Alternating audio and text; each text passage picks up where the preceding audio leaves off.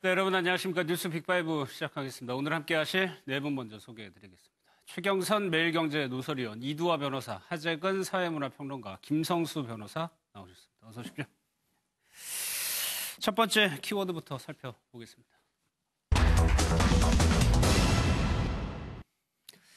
김경수 지사에 대해서 특검이 소환도 하기 전에 피의자 신분으로 전환을 했습니다. 이거는 사법 처리를 하겠다는 의지를 드러낸 거 아닙니까? 그동안 이제 드루킹 포함한 공범들을 조사하는 과정에서 여러 가지 추가적인 진술이 나왔죠. 추가적인 진술 속에서는 이제 김경수 지사와 댓글을 다는 과정에서 댓글 조작 프로그램 있지 않습니까? 킹크랩이라고 해서 이것을 실제 시연해 보는 과정도 김경수 지사가 직접 와서 봤다. 이런 게 김경수 지사는 아직 그 부분에 대해서 입장을 안 밝혔지만 드루킹 측에서는 그렇게 이제 진술을 했거든요. 그렇게 본다면 그 이전에 김경수 지사가 정치인으로서 단순히 지지자를 만났을 뿐이다. 그리고 그쪽에서 연락을 해올 때 일방적으로 연락을 해왔다. 이런 진술하고 지금 이제 어긋나게 서로 간에 쌍방 간에 어떤 대화가 있었고 단순히 지지자를 만난 것이 아니라 여러 가지 앞으로도 말씀들 하시겠지만은 공약을 짠다든지 아니면 다른 부분에서도 서로 협의한 대목이 많이 나오기 때문에 그렇게 본다면 단순히 참고인이 아니라 이 댓글 조작에 서로 협의했다고 보는 공모자로서의 어떤 피의자 신분이 아니겠느냐 이렇게 특검은 보고 있는 것 같습니다. 근데 이두화 변호사님, 특검에서 관사에 대해서 압수수색 영장을 신청을 했는데 만약에 혐의가 상당하다면 관사라 하더라도 그걸 발부해주지 않나요? 대개 영장은? 근데 이제 첫 번째는 그 말씀하신 것처럼 혐의가 소명이 제대로 안 돼서, 그러니까 이 사람이 피의자 신분으로 볼 만한 혐의가 아직 그렇게 소명이 안 됐다. 그러니까 그 관사에 대한 영장이 기각이 됐을 수도 있지만요. 또 어떤 부분이 있냐면 이제 그 압수수색 영장이 청구됐을 때 기각하는 건 범죄 혐의 문제도 있지만 이 압수수색의 대상과 범죄를 입증하는 데 얼마나 관련이 있느냐 이 문제도 있을 수 있거든요.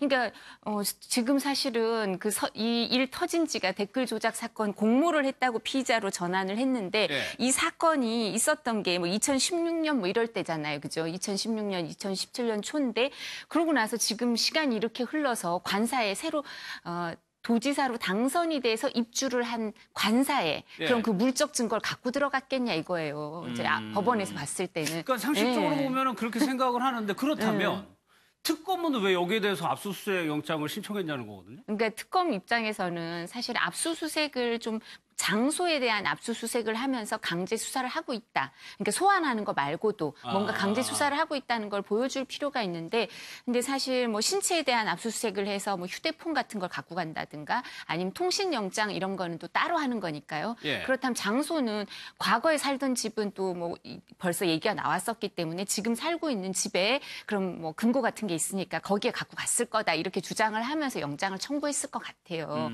근데 법원에서 봤을 땐 혐의가 소명이 안 된 걸 수도 있고, 그리고 지금 이사 들어가면서 도지사로 당선돼서 가면서 지금 만약에 혐의가 있다 하더라도 갖고 갔겠냐 이런 입장일 수도 있고 하니까 검찰은 검찰이 할 수 있는, 특검이 또 아무것도 안 하고 있다라고 생각을 할 수도 있고, 또 특검 입장에서는 부담이 많아요. 지금 본류라는 게 여론 조작, 댓글 조작이 본류잖아요. 근데 그거를 지금 반환점이 돌고 나서 25일까지 이제 며칠 안 남았잖아요. 3주 조금 남았는데 거기서 뭔가 김경수 도지사와 관련성이 있는 걸 보내줘야 자기네가 수사를 하고 있다. 수사의 결과를 보여줄 가능성이 큰데 근데 거기와 관련해서 지금까지 한 게 없다. 이렇게 보여질 테니까 수사력을 집중하고 있다는 걸 보여주기 위해서라도 일단 청구는 했을 것 같아요. 알겠습니다.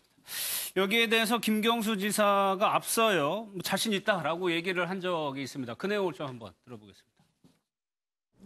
특검 조사가 있으니까 그 과정에서 충분히 그동안 소명해왔고 경찰 조사 과정에서도 충분히 밝힐 만큼 밝혔습니다. 그래서 특검에서 조사가 있으면 또다시 그 문제에 대해서는 제가 해명할 건 해명하고 밝힐 건 밝히고 충분히 설명하고 그렇게 해서 이 사건은 특검을 통해서 저는 오히려 거꾸로 여러 가지 의혹이나 우려가 해소되는 계기가 될 거다. 그렇게 생각합니다. 특검 수사에서 좀 주목할 만한 증거가 USB였는데 네. USB 안에 김경수 지사하고 드루킹하고 주고받았다는 메시지가 지금 일부 언론에서 지금 보도를 하고 있습니다. 네. 그 내용 일단 한번 좀 볼까요? 예, 뭐 정책을 자문받은 예. 의혹이 나타났다고 해서 지금 크게 보도가 되고 있는데 예를 들어서 지난 대선 때 문재인 후보가 재벌 개혁에 대해서 공약을 했었는데 공약 발표 5일 전에 김경수 당시 의원이 그 드루킹한테 재벌 개혁 방안을 좀 달라라고 예. 하니까 드루킹이 지금 보고서 작성하는 중인데 이 공약을 발표하는 날보다 그 날짜가 지나야 보고서가 나온다라고 하니까 김경수 의원이 그러면 보고서 완성할 때까지 기다릴 수가 없으니까 러프한 거라도 좀 달라라고 해서 드루킹이 그럼 목차라도 가지고 가겠다. 그러니까 이거 가지고 이제 사람들은 도대체 얼마나 드루킹한테 간절하게 매달렸으면 보고서가 완성도 안 되는데 러프하게라도 달라고 했단 말이냐. 예. 이런 말이 나오는 거고. 그리고 이제 드루킹 측에서 개성공단 2천만 명 개발 추진해야 된다. 이런 거 이야기를 했더니 조금 얼마 안 있어 이 문재인 후보가 바로 그 계획을 똑같이 밝혔다라고 해서 지금 문재인 후보의 정책이나 공약을 드루킹이 좌지우지한 거 아니냐. 예. 일종의 비선 아니냐. 뭐 문재인 후보의 최순실이 됐던 거 아니냐. 뭐 그런 의혹이 나오고 있는데 그렇게 판단하기에는 아직 좀 뭔가 상황이 정확하지가 않고 예. 이걸로 판단할 수 있는 것은 드루킹 측이 왜 이렇게 문재인 그 정부한테 적개심, 복수심을 가졌을까? 이게 좀 설명이 되는 것 같은데 그러니까 이 재벌개혁 방안 같은 경우에 공약 발표에 임박해서 요청을 했다는 거 아니에요.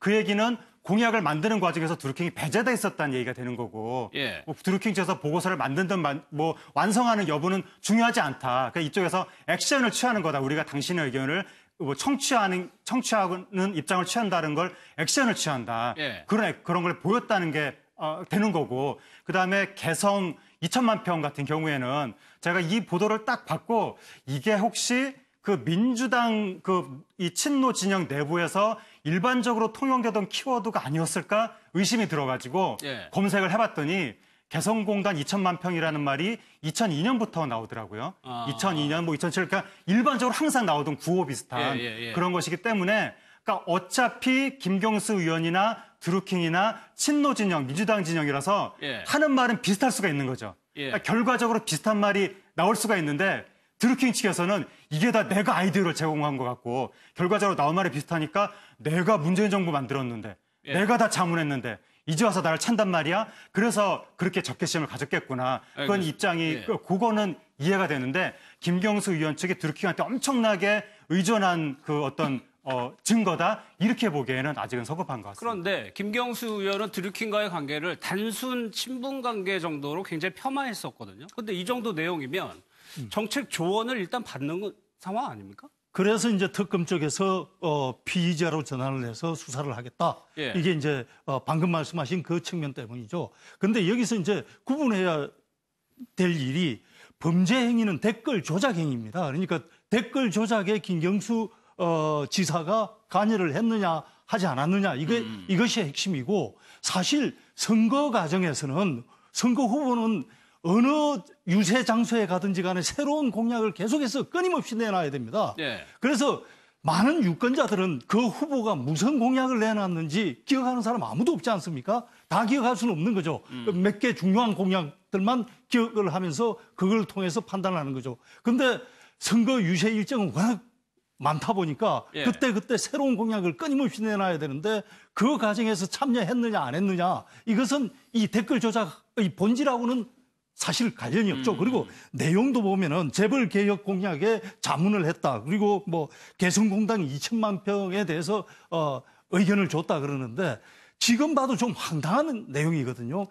당시에 그 대통령 후보 유세가 치열할 때이기 때문에 개성공단 2천만 평 얘기할 수 있습니다. 유세 과정에서. 근데 그 시기는 이미 1년 전에 개성공단이 폐쇄되고 국제적인 제재로 인해 가지고 2천만 평을 얘기했을 때 그걸 실현 가능성이 있게 보기가 힘든 시점이거든요. 시점 자체가.